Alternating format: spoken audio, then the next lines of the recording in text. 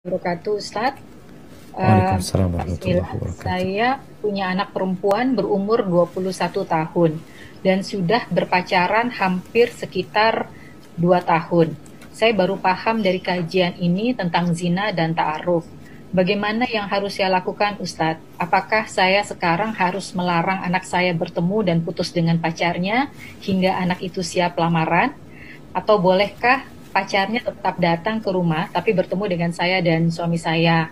Atau mengobrol dengan anak kami ditemani di rumah? Mohon arahannya, Ustadz, saya bingung. Jazakallah Barakallahu khair. fiik. Alhamdulillah, alhamdulillah, barakallahu fiik.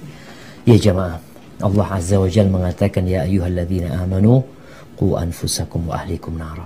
Wahai orang-orang beriman, jagalah diri kalian dan keluarga kalian dari api neraka. Jadi orang tua harus jaga anaknya gitu loh dari api neraka.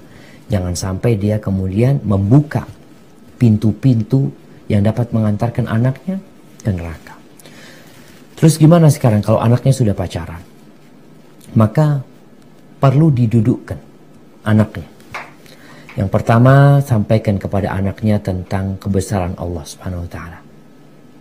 Jadi kita ini kadang-kadang ngasih nasihat anak kita langsung jemaah, tanpa mukaddimah. Mengatakan nggak boleh pacaran, tadi dengar ceramah Ustaz dosa ini itu. Dia nggak siap untuk itu. Karena dia sedang tidak memikirkan halal haram kadang-kala. Yang ada dalam benak dia kesenangan dia. Maka berikan mukaddimah indah buat anaknya tentang kebesaran Allah Subhanahu wa taala. Tentang indahnya pernikahan nantinya seperti itu. Terus cara-cara bagaimana yang syar'i untuk mendapatkan rumah tangga yang diridhai Allah Subhanahu wa taala, sampaikan kepada anak. Kemudian suruh dia untuk mempersiapkan diri. Kalau engkau memang siap untuk menikah, ya gak ada masalah untuk menikah. Tapi kalau lanjut pacaran, jangan. Sudah cukup di sini. Terus dia, ya sudah, kalau dia memang suka sama engkau, suruh dia datang ketika dia siap untuk menjadi suamimu. Tapi kalau bicara dengan calon istri yang sudah dilamar itu, subhanallah jemaah ya. Para ulama Syafi'iyah, itu sebagian ulama Syafi'iyah melarang seorang perempuan untuk menjawab salamnya orang laki kalau takut terjadi fitnah. Jadi kalau perempuan muda cantik lalu ada laki-laki yang salam, itu sampai ada larangan dia menjawab salamnya kalau itu dapat menimbulkan fitnah. Kadang-kala laki-laki mengucapkan itu ada maunya gitu loh, maka dia tahan.